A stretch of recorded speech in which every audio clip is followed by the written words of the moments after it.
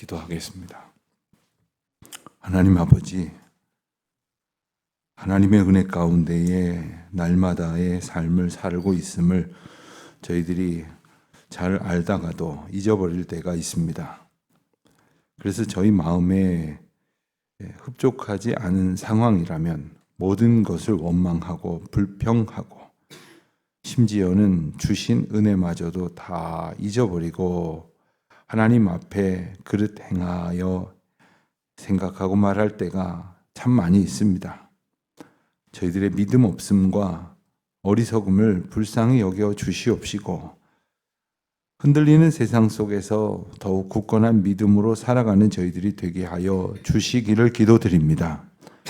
저희들이 마음이 흔들리고 요동치는 것을 경험할 때에 믿음 없음을 깨닫게 하시고 헛된 것들로 평강을 의지하게 하며 살아가고 있음을 알게 하시어 오직 주님의 은혜 앞에 저희의 마음을 온전히 내려두고 주님께서 이끄시고 복 주시는 그 주님의 주권으로만 살아가기로 마음에 다짐하는 날마다의 기도가 되게 하여 주시기를 기도드립니다.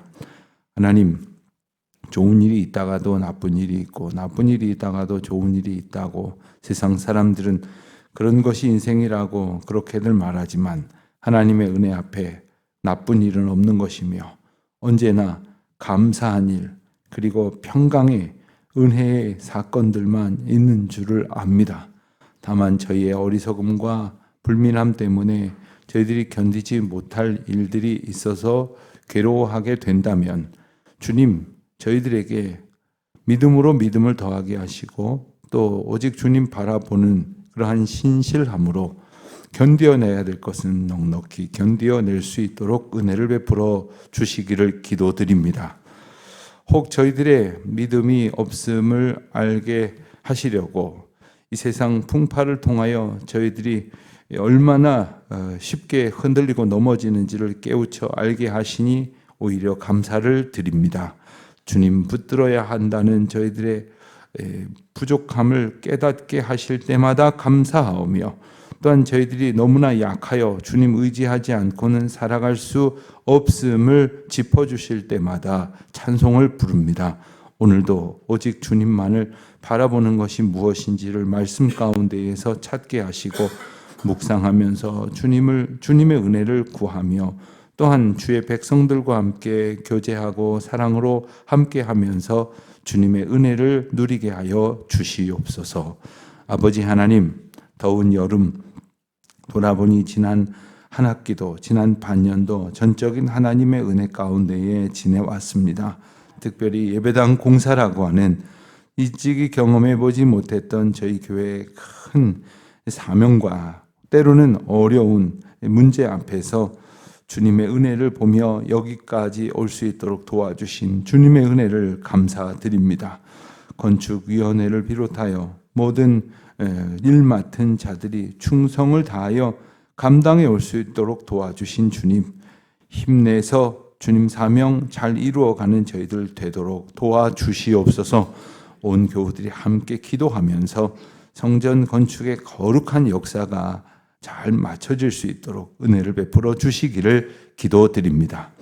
하나님, 흩어진 성도들 동서사방에 여러 가지 사정으로 이사하고 또한 멀리 지방이나 해외에 거주하는 까닭에 자주 만나지 못하는 이들도 많이 있습니다만은 저희 안에 사랑의 끈으로 연합하게 하셔서 교제하는 가운데에 믿음으로 함께 걸어가는 저희들 되게 하여 주시옵시고 주님 저희들에게 허락하신 사명이 저희 공동체에게 맡기신 것인지 저희 개인에게 주신 것인지 혹은 저희 가정마다 혹은 저희의 삶의 자리에서 때마다 일마다 허락하시는 은총의 기회로 주신 것인지 잘 분별하여 함께 마음을 모아 기도하는 가운데에 주의 뜻을 이루어가는 저희들이 되게 하여 주시기를 기도드립니다.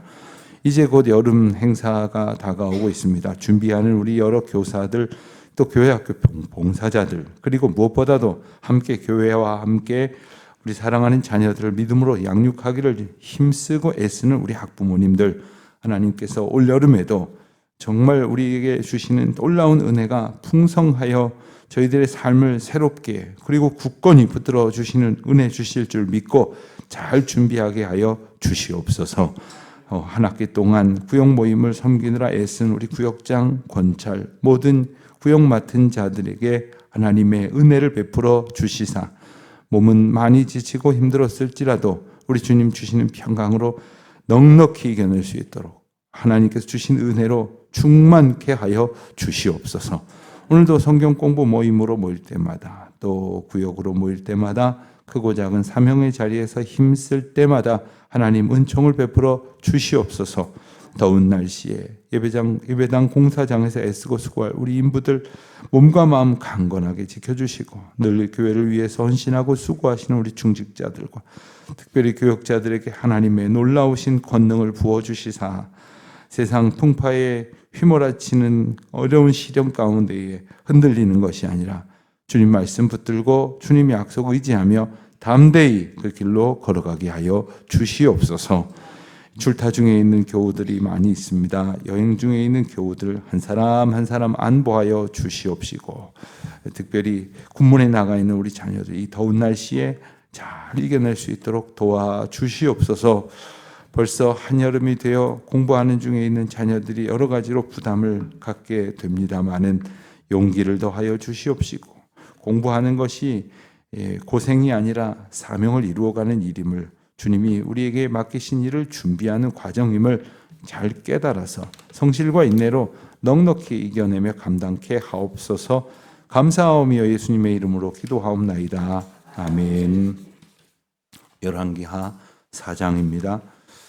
18절부터 37절까지 오늘 본문이 좀 긴데 천천히 한 목소리로 함께 봉독을 하겠습니다. 열왕기하 4장 18절부터 37절입니다. 그 아이가 자라매 하루는 주수꾼들에게 나가서 그의 아버지에게 이르렀더니 그의 아버지에게 이르되 내 머리야 내 머리야 하는지라. 그의 아버지가 사환에게 말하여 그의 어머니에게로 데려가라 하매 곧 어머니에게로 데려갔더니 낮까지 어머니의 무릎에 앉아 있다가 죽은지라. 그의 어머니가 올라가서 아들을 하나님의 사람의 침상 앞에 두고 문을 닫고 나와 그 남편을 불러 이르되 청하건대 사환 한 명과 나귀 한 마리를 내게로 보내소서. 내가 하나님의 사람에게 달려갔다가 돌아오리이다 하니 그 남편이 이르되 초하루도 아니요 안식일도 아니거늘 그대가 오늘 어찌하여 그에게 나아가고자 하느냐 하는지라. 여인이 이르되 평안을 비나이다 하니라. 이에 나귀가 은장을 지우고 자기 사환에게 이르되 몰고 가라. 내가 말하지 아니하거든 나를 위하여 달려가는 것을 멈추지 말라 하고 드디어 갈멜산으로 가서 하나님의 사람에게로 나아가니라. 하나님의 사람이 멀리서 그를 보고 자기 사환 게하시에게 이르되 저기 수넴 여인이 있도다. 너는 달려가서 그를 맞아 이르기를 너는 평안하냐 내 남편이 평안하냐 아이가 평안하냐 하라 하였더니 여인이 대답하되 평안하다 하고 산에 이르러 하나님의 사람에게 나와서 그 발을 아는지라. 게하시가 가까이 와서 그를 물리치고자 하매 하나님의 사람이 이르되 가만두라. 그의 영혼이 괴로워하지만은 여호와께서 내게 숨기시고 이르지 아니하셨도다 하니라. 여인이 이르되 내가 내 주께 아들을 구하더이까 나를 속이지 말라고 내가 말하지 아니하더이까 하니 엘리사가 게하시에게 이르되 내 허리를 묶고 내 지팡이를 손에 들고 가라. 사람을 만나거든 인사하지 말며 사람이 내게 인사할지라도 대답하지 말고 내 지팡이를 아이의 어머니가 이르되 여호와께서 살아 계심과 당신의 영혼이 살아 계심을 두고 맹세하노니 내가 당신을 떠나지 아니하리이다. 엘리사가 이에 일어나 여인을 따라가니라. 게하시가 그들보다 앞서가서 지팡이를 그 아이의 얼굴에 놓았으나 소리도 없고 듣지도 아니하는지라. 돌아와서 엘리사를 맞아 그에게 말하여 아이가 깨지 아니하였나이다 하니라. 엘리사가 집에 들어가 보니 아이가 죽었는데 자기의 침상에 눕혔는지라. 들어가서는 문을 닫으니 두 사람뿐이라. 엘리사가 여호와께 기도하고 아위 위에 올라 엎드려 자기 입을 그의 입에, 자기 눈을 그의 눈에, 자기 손을 그의 손에 대고 그의 몸에 엎드리니 아이의 살이 차차 따뜻하더라. 엘리사가 내려서 집 안에서 한번 이리저리 다니고 다시 자기 위에 올라 엎드리니 아이가 7번 재채기를 하고 눈을 뜨니라. 엘리사가 게하시를 불러 저 수넴 여인을 불러오라 하니 곧 부름에 여인이 들어가서 엘리사가 이르되 내 아들을 데리고 가라 하니라. 여인이 들어가서 엘리사의 발 앞에서 땅에 엎드려 절하고 아들을 안고 나가니라. 아멘.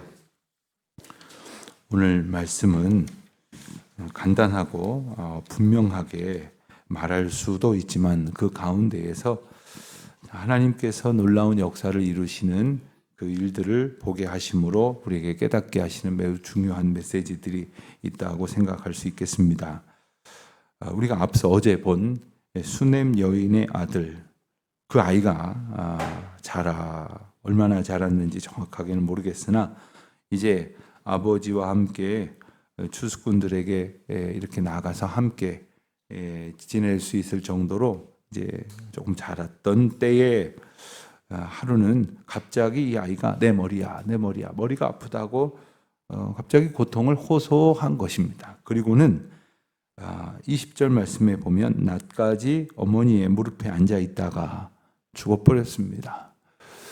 이 갑작스러운 상황을 어떻게 설명을 할 수 있을까? 단 석 절 만에 일어난 일입니다. 단 이 석 절 전에는 없던 아이였습니다. 없던 아이가 하나님의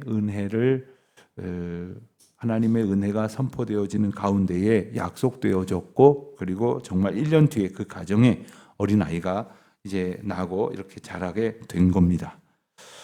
우리는 때로 이렇게 어떤 일들이 일어날까 봐 걱정을 하다가 그 걱정하던 일이 일어나는 그런 경험도 하지만 정말 생각지도 못하던 그러한 일을 만나게도 됩니다. 마른 하늘에 날벼락 같다, 청천벽력 같은 일이다, 이런 표현을 쓰는데, 마른 하늘에 벼락을 치는 일도 언젠가 들어봤을 겁니다.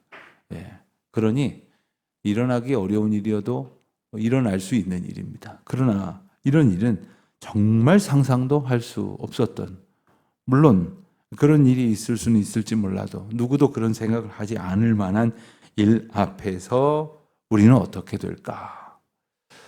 늘 말씀을 나눕니다마는 평지를 걸어갈 때는 체력의 차이가 별로 드러나지 않습니다.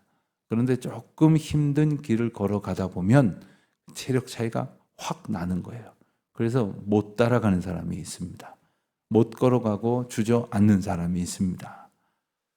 하나님 앞에서 믿음으로 살아가는 것도 마찬가지입니다.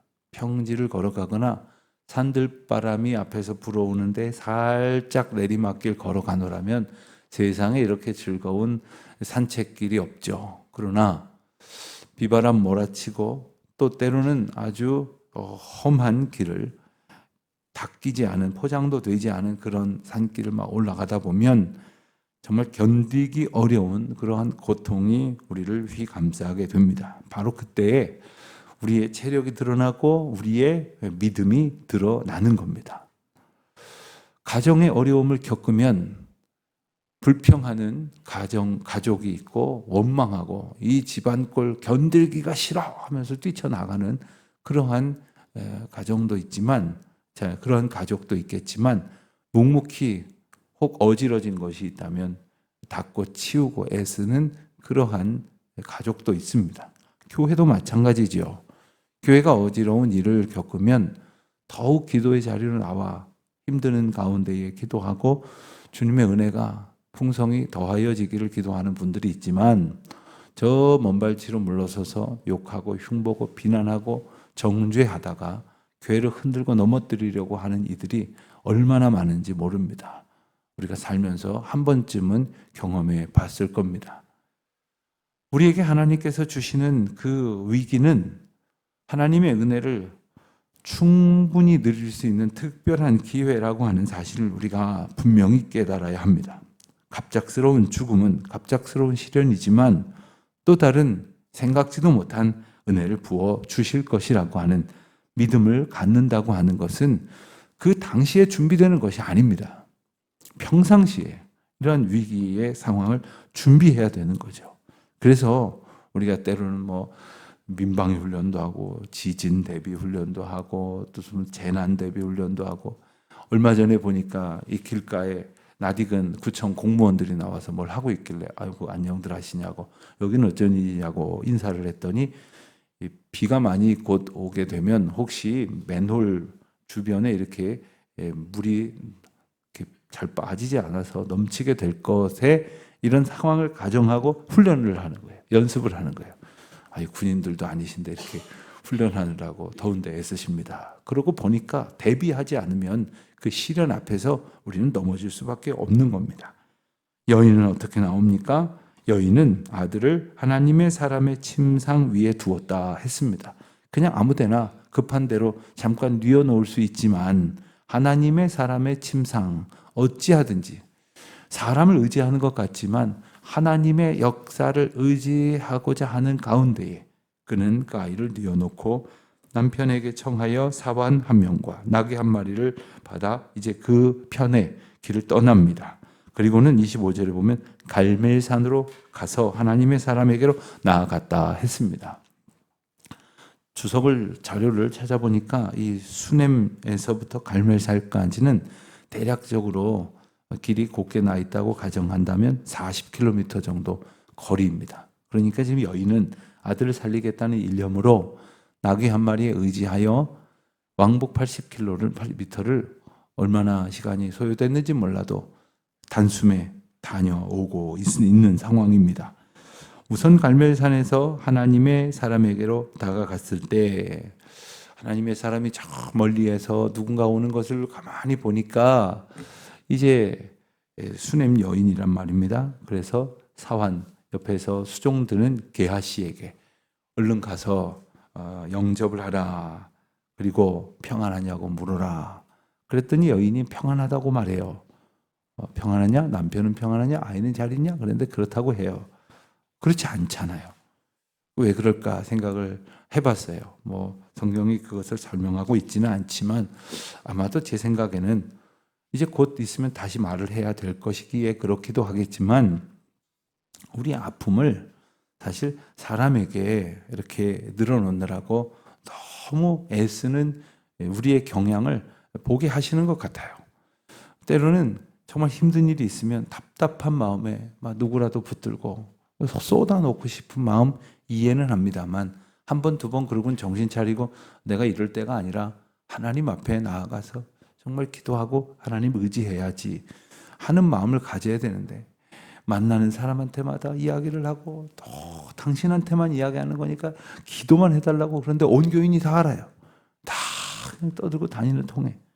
자, 우리가 누군가가 내 마음을 알아주기를 원하는 것은 인지상정입니다만 미안합니다만 그래서 뭐가 어쩌게 되겠다는 겁니까?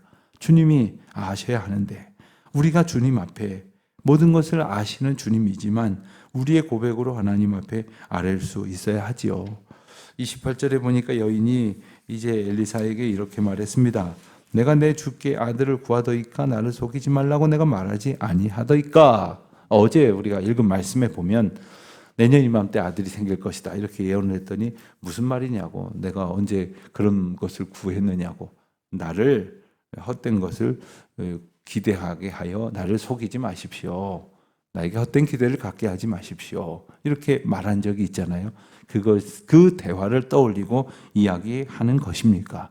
내가 언제 이 아이 달라고 했습니까? 달라지도 않은 아들 주셔서 이렇게 도로 거둬가시려고 하면 왜 이런 고통을 주십니까? 여러분, 우리가 어떤 어려운 일 만났을 때 딱 이런 식으로 생각을 해요. 내가 이런 일을 구하지도 않았는데, 사실 또 이 여인의 경우는 구하지 않았습니다만은 우리 또 대부분의 경우는 또 구했어요. 간절히 구해가지고 하나님이 주셔서 감사하다가도 나중에 그 일에서 어려움을 만나게 되면 하나님 이거 안 주셨으면 내가 이 어려움을 안 겪었을 거 아닙니까? 이러고 모든 탓을 또 하나님께 돌리고 있는 우리의 모습을 보게 되죠. 하나님 왜 이리로 이사를 오게 해서, 왜 이런 직업을 갖게 해서, 이런 직장을 갖게 해서, 왜 이런 사람을 만나게 해서, 근데 사실 생각을 해보면 이 아이로 인하여 여인의 기쁨이 얼마나 컸겠습니까? 그동안 그 아이로 인하여 얼마나 감사하고 하나님의 은혜를 누렸겠습니까? 이런 말을 하고 있는 우리 자신을 우리가 보게 하시는 거죠. 아이의 어머니가 이제 그의 심정을 간절히 고백을 한 뒤에 30절 하반절에 보니까 엘리사가 일어나서 여인을 따라갔다 했습니다. 그런데 게하시를 조금 더 앞세워 보냈습니다. 그리고 지팡이를 가지고 가게 해서 그 아이의 얼굴 위에 놓았다고 했습니다. 지팡이는 어떤 그 권위 또는 사명 혹은 그 책임의 상징물과 같은 것이지요. 이것을 갖다 두었는데 일어나지 않았습니다. 아무 일도 일어나지 않았습니다. 그리고 마침내 엘리사가 도착했을 때 자기의 침상, 자기가 쓰던 침상에 누워 있는 아이를 보고는 들어가서 문을 닫고 여호와께 33절에 보니까 기도했습니다. 그리고 아이 위에 올라서 엎드려서 입을 그의 입에 대고 눈을 그의 눈에 맞추고 손을 손에 대고 엎드렸을 때 아이의 살이 차차 따뜻해졌다고 했습니다. 그리고는 35절 이하에 보면 엘리사가 내려서 다시 올라가서 아이 위에 엎드려서 간절히 기도했을 때 7번 재채기를 눈을 떴다 했습니다. 여러분 그 장면이 이렇게 떠올려지십니까? 그런데 하나 궁금한 게 있었습니다. 이런 엄청난 사건을 그 어머니로 하여금 들어와서 보게 하지 왜 보게 하지 않았을까? 엘리사가 혹시 못 일으킬까 봐 겁이 나서 걱정스러워서 그랬을까요? 그런 것은 아니었을 것 같습니다. 만약에 그렇게 했다면 엘리사도 사람이니까 옆에 서 있는 게하시나 그 아이의 어머니를 의식했겠죠. 그리고 여인도 눈앞에서 펼쳐지는 이 엘리사의 수고로움을 통해서 하나님께서 역사하신다기보다는 한 사람이 하나님의 일을 이루어가는 그 역사를 일으키는 어떤 중요한 그런 도구가 됨으로써 주목이 될 것이 분명했습니다. 우리가 때로는 어떤 것으로 인하여 하나님의 놀라운 역사가 여기에서 다 가로막히는 경우가 있어요. 저 이태리 토리노의 성당에 가면 예수님의 수의가 보관되어 있다. 이런 이야기를 하고 그리고 그것은 공개할 수가 없고 비슷하게 만들어 놓은 가품을 전시하고 있다고. 그러면서 이제 관광객들을 끌어모으는데 실상 그 수의 중에 한 조각은 어느 성당에 되더라. 그건 사실 가짜고 진짜를 쌌던 천이고 진짜는 또 저기 성당에 되더라. 그리고 유럽의 성당에 가면 다 그런 게 하나씩 있다고 그래요. 참 정말 기가 막힌 일인 것 같아요. 저도 그렇다고 해서 가서 한번 본 적은 있지만 어쩌자는 겁니까? 그 수의가 능력이 있는 것이 아닌데도 불구하고 사람들은 여전히 그 모양으로 있는 것이죠. 그 모양으로 살아가고 있는 겁니다. 하나님께서 우리에게 주신 은혜의 본질을 잊어버리고 어떤 흔적을 찾아가지고 그 흔적에 매몰되거나 하나님께서 이루실 역사를 바라보지 못하고 그 가운데에 만났던 어떤 목사나 선교사나 어떤 사람이나 어떤 성도나 누군가를 의지하기 쉬운 우리의 연약함을 오늘 본문을 통해서 분명히 알게 하시는 거죠. 하나님께서 행하시는 일, 하나님께서 펼쳐주시는 일은 정말 그 방 안에서 벌어진 일들을 어머니인 이 여인이 잘 알지 못하게 된 것이 오히려 오직 하나님께서 역사하신 것만을 바라볼 수 있는 하나님의 믿음의 방편인 것입니다. 때로는 하나님이 하셨구나, 하나님이 놀랍게 역사하셨구나, 이것을 알면 되는데 다른 너무나 주변 사변적인 것에 우리가 주목하다 보면 정말 이 일을 이루셔서 우리로 깨닫게 하시는 하나님의 거룩한 역사를 잊어버리고 사는 때가 참 많다는 거죠. 반대로 또 참 그런 의미에서 주님이 일하셨다는 것만 알아주시면 되는데 사람들은 이제 서로 남들이 내가 이렇게 수고했는데 왜 나를 알아주지 않느냐고 그런 말들을 하기가 또 너무 쉬운 거죠. 목사인 저부터가 아마 그럴 겁니다. 하나님의 놀라운 역사가 우리 교회 가운데 있기를 바라고 또 있어 왔는데 그렇다면 목사가 제일 중요했을 텐데 목사를 알아주지 않는다고. 그런 생각을 아마 하면 저부터 하나님 앞에 간절히 스스로 낮추고 기도하지 않으면 매일 그 시험에 빠지고 말 거예요. 우리가 작은 일을 하고도 왜 사람들이 알아주지 않느냐고, 왜 목사님 왜 이거 사람들한테 이렇게 좀 칭찬하지 않느냐고, 왜 내가 했는데 왜 저 사람이 했다고 말을 하냐고, 이런 생각 너무나 갇히는 거죠. 오직 주님께서 일을 하시는 놀라운 은혜의 역사를 오늘 우리는 다시금 말씀을 통해서 봅니다. 하나님이 못하실 일이 어디에 있겠습니까? 많은 문제는 그것을 때때로 제멋대로 해석하고 제멋대로 기대하는 우리 어리석음의 여러 가지 잘못이 있음을 또한 깨달으면서 오늘도 말할 수 없는 고통 가운데 있을지라도 말할 수 없는 놀라운 은혜로 우리를 회복시켜 주시는 주님의 은혜 앞에 온전히 서는 저와 여러분 되시기를 주의 이름으로 축원드립니다. 하나님 아버지, 오늘도 연약한 저희들을 붙들어 주시고 어리석은 저희들을 깨워 주시옵소서. 오직 주의 권능으로 저희들을 인도하여 주시옵소서. 예수님의 이름으로 기도드립니다. 아멘.